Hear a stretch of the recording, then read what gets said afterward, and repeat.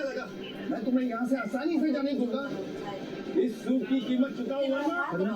अरे वाह, एक और सड़क का गवाह। लगता है इस रेस्टोरेंट के स्टैंडर्ड्स वाकई में बहुत गिर चुके हैं। अभी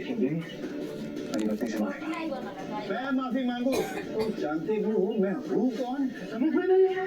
लेकिन माफी मांगने की वजह से अभी अल्लाह का ऐसा ना हो उस दिन मेरी पूरी जिंदगी बचता है। मैं इस शहर का सबसे बड़ा हीरा व्यापारी हूँ। अमीर से अमीर लोग, मंत्री संतरी सब मेरे पॉकेट में रहते हैं। मैं चाहूँ ना तो मैं तुम्हारा नामो निशान मिटा सकता हूँ। चैनल को सब्सक्राइब कीजिए, बेल आइकन को ऑन कीजिए भाई लोग। चैनल को सब्सक्राइब जल्दी कीजिए। और किसी को एक मैसेज भेजा। अगले पल उस अमीर आदमी को एक कॉल आया। कौन? ये सब कैसे हो सकता है पापा? तुमने ये सब कैसे किया? हूँ कौन? चैनल को सब्सक्राइब कीजिए भाई, चैनल को जल्दी जल्दी सब्सक्राइब कीजिए। हालांकि इस काम में उसका मन नहीं लगता था, लेकिन अनाथ आश्रम से निकलने के बाद उसके पास ये करने के अलावा और कोई चारा नहीं था। 18 साल की उम्र में उसने अपना खर्च खुद उठाना शुरू कर दिया था। उसकी जिंदगी में बस एक ही खुशी थी, उसकी गर्लफ्रेंड। जब भी वो वैभवी को देखता तो अपने सारे दुख भूल जाता था। और आज तो वैभवी का जन्मदिन था, इसलिए अभिनव जल्द से जल्द उससे मिलना चाहता था। अंकल ये केक कितने का है? 600 का है। चैनल को सब्सक्राइब कीजिए भाई, चैनल को सब्सक्राइब जल्दी जल्दी कीजिए भाई। असल में अभिनव और वैभवी ने ये तय किया था कि वो पैसे जोड़कर अपने लिए किराए का एक बड़ा घर लेंगे। सब्सक्राइब मी प्लीज सब्सक्राइब कीजिए भाई, एक सब्सक्राइब। ऐसे वीडियो देखने के लिए चैनल को सब्सक्राइब करें भाई। तो उसने देखा वहाँ काफी रंगीन लाइट्स जल रही थी और वहाँ से तेज म्यूजिक की आवाज आ रही थी।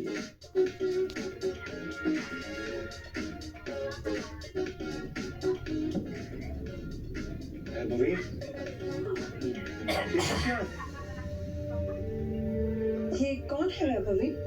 देख नहीं रही है? डिलीवरी बॉय है। पर हम तो केक मंगवा चुके थे ना, फिर तूने पेस्ट्री क्यों मंगवाई? ओह याद आया, ये तो वही डिलीवरी बॉय है ना जिसको तू डेट कर रही थी।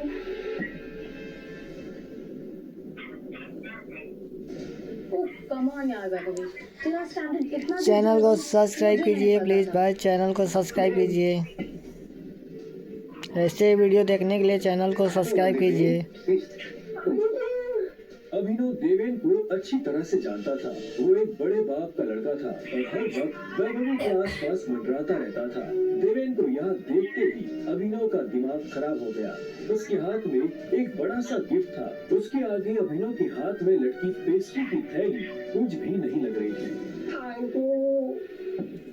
वैभवी को छूने की तेरी हिम्मत कैसे? दोस्तों, तुम लोगों को मेरे ऊपर डाउट था ना, मेरे स्टैंडर्ड्स पर डाउट था। अब बताती हूँ मेरे स्टैंडर्ड्स क्या हैं। मैं तुमसे ब्रेकअप कर रही हूँ। और नहीं दोगे बेचारी, कब तक तुम जैसे गरीब के साथ ऐसी आधी पेस्ट्री खाती रहेगी? मत क्यों सुन।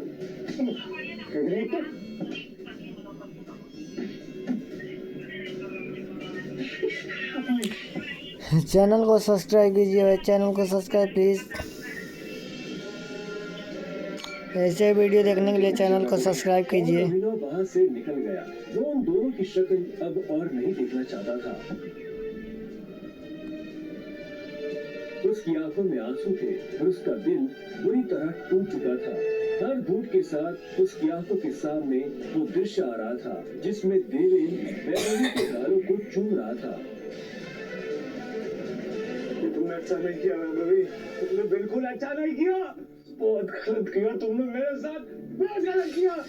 अभिनव धोखे के नशे में डूबकर बेहोश हो चुका था, लेकिन उसके लिए ये रात यहाँ खत्म नहीं होने वाली थी। उधर जब अभिनव सड़क पर बेहोश हो गया था, तभी इधर सनी सिंह अपनी गाड़ी में बैठा बेचैन हो रहा था। सनी सिंह की बहन अनन्या उसके गले का कांटा बन गई थी।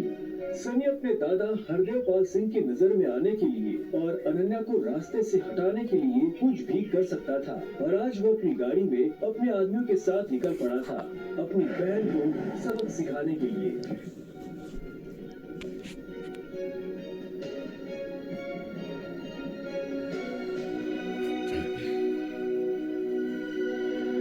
जल्दी करो, गाड़ी में डालो इसे। सुबह होने से पहले अगर हमने इसको अनन्या के कमरे में नहीं डाला तो ऐसा मौका दोबारा नहीं मिलेगा।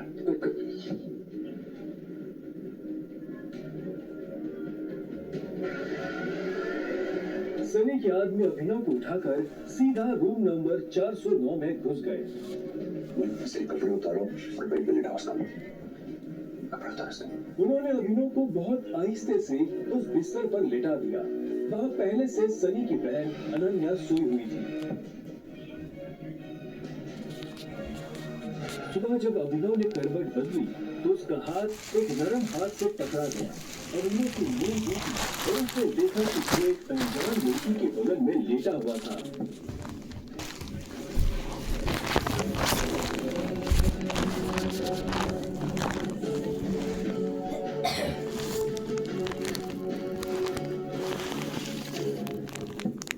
कौन हो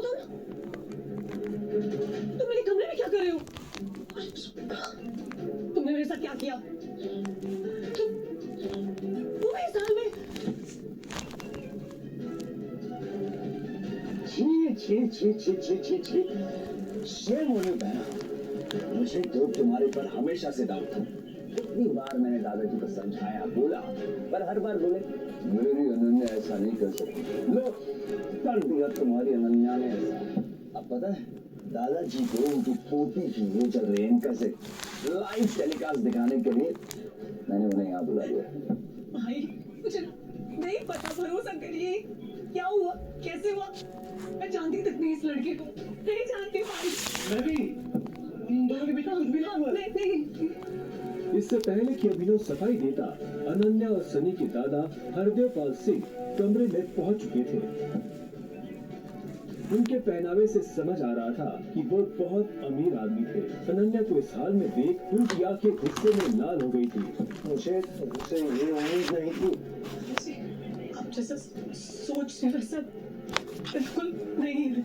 अनन्या तुम्हें अच्छे से नियम पता थे, ये सारे नियम तोड़ दिए।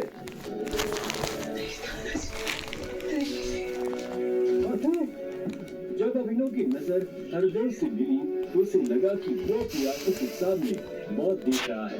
तुमने मेरी पोती के साथ आज से हमारे परिवार के कानून के हिसाब से तू सिंह परिवार का दामाद है। क्या हम दोनों के बीच में लेकिन कुछ हुआ ही नहीं है। जी कुछ नहीं हुआ है। कुछ नहीं किया ना तुम लोगों ने, तो क्या ये बात?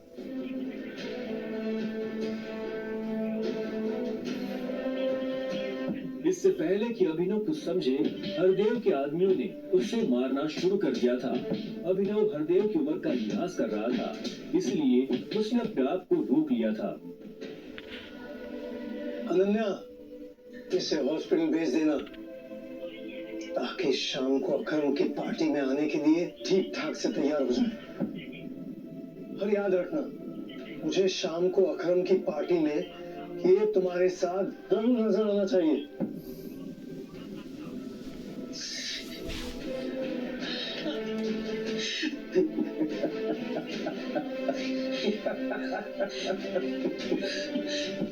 क्यों मेरी जिंदगी बर्बाद कर दी तुमने? क्यों? अभिनव के पास इस सवाल का कोई जवाब नहीं था। वहां जाकर अभिनव शाम को होने वाली पार्टी के लिए तैयार होने लगा। उसे हरदेव और उसके आदमियों का डर नहीं था। वो जानता था कि अनन्या पहले से ही काफी मुश्किल में थी और वो अपनी वजह से उसकी मुश्किलें और नहीं बढ़ाना चाहता था। अभिनव के पास ले देकर सिर्फ एक ब्लेजर था, वो भी उसके पापा का। वो जगह जगह से फटा और उधड़ा हुआ था, लेकिन जब अभिनव ने उसे पहना तो उसकी खूबसूरती ने ब्लेजर की सारी कमियां ढक दी। अभिनव का अंदाजा सही था, अनन्या का घर काफी बड़ा था। वो एक अमीर परिवार की लड़की थी। जितना अभिनव महीने का कमाता था उतने की अनन्या ने सैंडल्स पहनी हुई थी। अनन्या की आंखों में दिख रहा था कि वो अभिनव से कितनी नफरत करती थी। अभिनव भी पार्टी में इतने बड़े लोगों के बीच जाने से घबरा रहा था। उसी घबराहट में उसने कब अपने पापा की अंगूठी को उंगली में गोल गोल घुमाना शुरू कर दिया, उसे पता ही नहीं चला।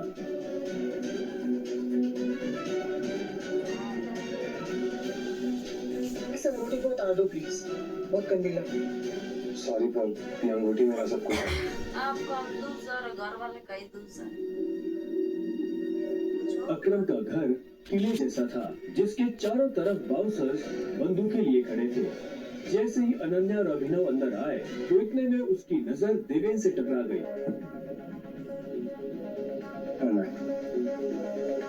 तू यहाँ क्या कर रहा है साले? कोई दिन सुविधा का ले ले भेजने नहीं क्या मैं पागल हो गई हो तुम? इस सड़क चाप में ऐसा क्या देख लिया? किससे शादी कर ली? संभाल के बात कर। फिर तो क्या कर लेगा तू? बोल ना, क्या कर लेगा? देवेन भी तैश में आ गया। अभिनव उसके ऊपर हाथ उठाने ही वाला था। इतने में उन दोनों का झगड़ा देख पार्टी का ऑर्गेनाइजर अकरम वहां पहुंच चुका था। क्या हो रहा है यहाँ?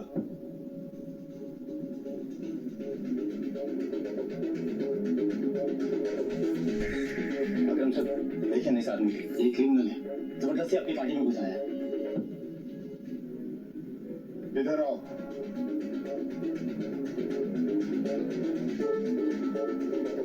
कौन हो तुम और यहाँ कैसे आए?